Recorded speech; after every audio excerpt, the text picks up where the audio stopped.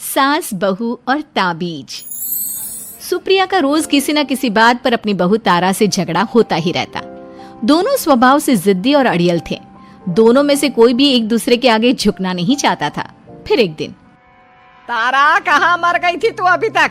सुबह से शाम हो गई, घर में इतना काम पड़ा है, ये सब छोड़कर कहाँ मौज मस्ती करने गई थी? आपके घर के सारे काम करने का मैंने ठेका नहीं ले रखा।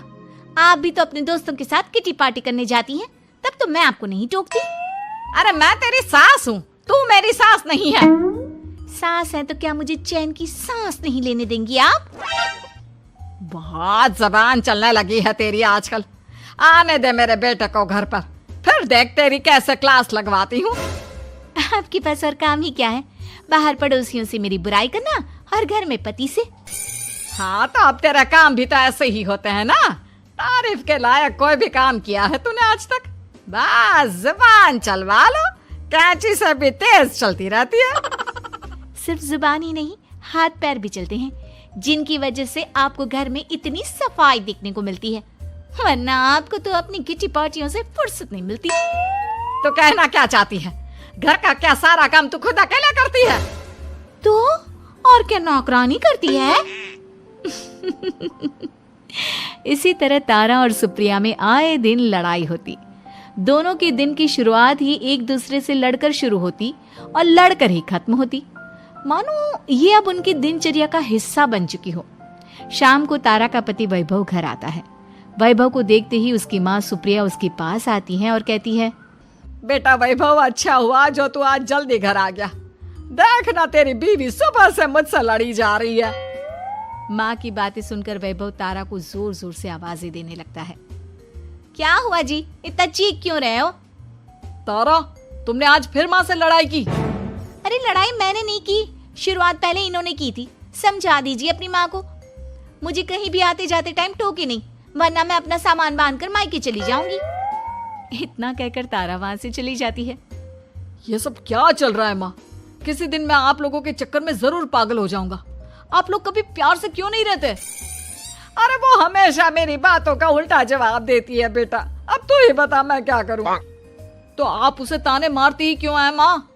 वाह बेटा वाह, तुझे मेरे ताने दिखते हैं, उसका बात करने का तरीका नहीं दिखता।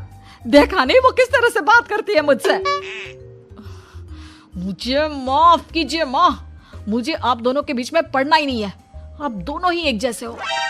इतना कहकर वैभव वहां से चला जाता है। वैभव के जाने के बाद सुप्रिया सोच में पड़ जाती है। धीरे धीरे समय बीतने लगता है और एक दिन सुप्रिया को पता चलता है कि उनके गांव में एक महात्मा ठहरे हुए हैं जो वशीकरण करना जानते हैं। तो सुप्रिया भागते हुए उन बाबा का पता ढूंढने निकल पड़ती है। इस बात की खबर जैसे ही तारा को चलती है, वो भी उस बाबा की खोज में निकल पड़ती है। अगले दिन सुबह, आज तारा और सुप्रिया दोनों ही बहुत अच्छे मूड में होती है। ना सुप्रिया तारा को देखकर कोई ताना मारती है, ना तारा अपनी सास से बेवजह उलझती है। दोनों मिल बांट कर रसोई में काम करती हैं। भाई तारा, जरा मुझे वो चाय पत्ती पकड़ाना। ये लीजिए माँ जी, क्या आप मेरे लिए भी चाय बना देंगी? अरे हाँ हाँ, क्यों नहीं। इसी तरह दिन बीतते हैं और दोनों का रिश्ता भी निखरने लगता है। ऐसे ही देखते 3 महीने बीत जाते हैं। आजकल ये मैं क्या देख रहा हूँ? अचानक आप दोनों के बीच इतना प्यार कैसे हो गया? एक दिन था जब कभी माँ आप तारा को ताने देते देते नहीं थकती थी, और तारा, तुम पहले तो कितना उलझती थी माँ से, तो अब ये अचानक क्या हो गया आप दोनों को? अरे यह सब तो एक बाबा का कमाल है, जिसने मुझे ये ताबीज दिया था। सुप्रिया के हाथ में बंधा ताबीज देखकर तारा चौंक जाती है।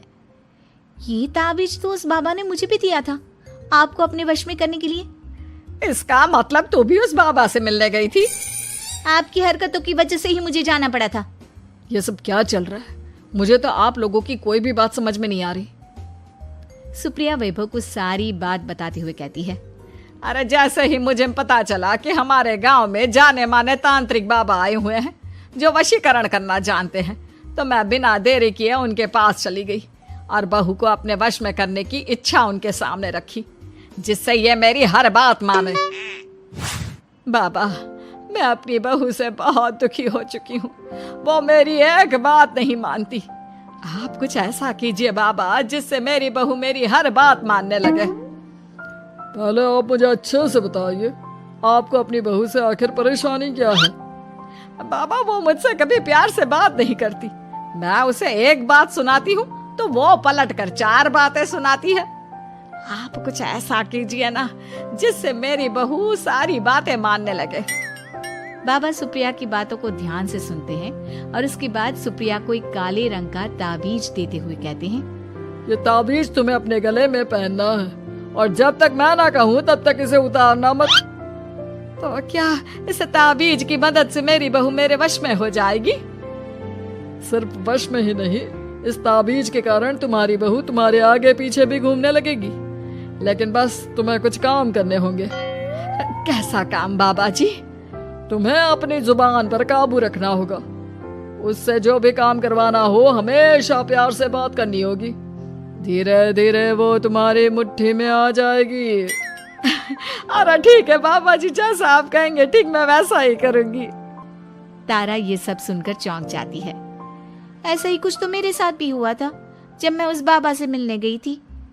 बाबा जी, मैं अपनी सास से बहुत तंग आ चुकी हूँ। वो हर रोज किसी न किसी बहाने मुझसे लड़ती रहती हैं। आप प्लीज कुछ ऐसा करिए ना जिससे मेरी सास सुधर जाए और मुझे बेवजह टोकना बंद कर दे। तारा की ये बातें सुनकर पहले तो बाबा सोच में पड़ जाते हैं। उसके बाद वो तारा को भी काले रंग का ताबीज पकड़ाते हुए कहते हैं, ये लो बिटिया, इसे अपने गले में पहन लो और जब तक मैं तुम्हें इसे उतारने के लिए ना बोलूं तब तक इसे उतारना नहीं। इस ताबीज को पहनने से तुम्हारी सास तुमसे प्यार करने लगेगी और दिन रात तुम्हारे आगे पीछे घूमेगी। ये सुनकर तारा बेहद खुश हो जाती है। बाबा, इस ताबीज का असर कब तक होगा? अगर तुमने मेरी सारी बातें मानी तो इस ताबीज का असर तुम्हें 2 दिन बाद ही दिखने लगेगा। उसके लिए सबसे पहले तुम्हें अपनी सास को इज्जत देनी होगी, उनके साथ प्यार से बर्ताव करना होगा और अगर कोई भी काम भी करवाना हो तो प्यार से ही बात करनी होगी। फिर देखना वो कैसे तुम्हारे इशारों पर नाचती है। ठीक है बाबा जी, जैसा आपने कहा है मैं ठीक वैसा ही करूंगी।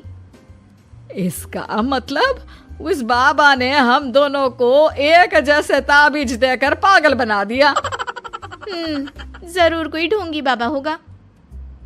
इतने में ही बाबा भी उनके घर पहुंच जाते हैं और मुस्कुराते हुए उनकी ओर आते हैं और उनसे उनके हालचाल पूछते हुए कहते हैं, ताबीज का असर हुआ या नहीं? बाबा जी, आपने हमें एक ही जैसा ताबीज देकर पागल बनाया है। ऐसा कैसे? ताबीज ने अपना काम तो पूरा ही किया है। आप दोनों को देखकर लगता तो नहीं कि अब भी आप लोगों के बीच कोई खटपट है। खटपट तो नहीं है बाबा जी। अब तो मेरी बहू मेरी हर छोटी बड़ी जरूरतों का ख्याल रखती है, मेरी सेवा करती है। हाँ, वैसे अब तो मम्मी जी मुझे ताने भी नहीं देती और ना ही कहीं आने जाने में टोकती हैं। जानते हो ये सब कैसे संभव हुआ? कैसे बाबा जी? यह सब तुम दोनों के कारण ही संभव हुआ है। मैंने जो ताबीज दिया था वो सिर्फ एक धागा ही था। ये चमत्कार तो तुम दोनों ने अपनी जुबान पर संयम रखकर प्यार और संयम के साथ काम करके किया है। बिटिया, कुछ कमी तुम्हारे अंदर थी तो कुछ कमी तुम्हारे सास के अंदर थी। इसीलिए तुम दोनों को सुधारने और तुम्हारी गलती का एहसास कराने का यही एक रास्ता था। बाबा की ये सारी बातें सुनकर सुप्रिया और तारा एक दूसरे की ओर देखने लगते हैं। अब उन दोनों को अपनी गलती का एहसास होता है। शायद आप सही कह रहे हैं बाबा। मैंने कभी अपनी बहू को समझने की कोशिश ही नहीं की। मैंने भी तो कभी आपकी उम्र और ओहदे का लिहाज नहीं किया और जो जब मन में आया बोलती चली गई। हो सके तो मुझे माफ कर देना मम्मी जी। चलो फिर अगर सब ठीक ही हो गया है तो बाबा जी अब आप भी वापस अर्जुन बन जाइए। वैभव की बात पर बाबा अपनी नकली दाढ़ी हटाते हैं तो उसे देखकर सास बहू हैरान रह जाती हैं। अरे अर्जुन भैया, आप? हाँ भाभी, आप दोनों के रोज रोज वाले झगड़ों से परेशान होकर एक दिन मेरे इस दोस्त ने एक प्लान बनाया और मेरी मदद मांगी, तो मैं इनकार कैसे कर सकता था। और देखिए आज उसका नतीजा हम सबके सामने है। सब जोर जोर से हंसने लगते हैं।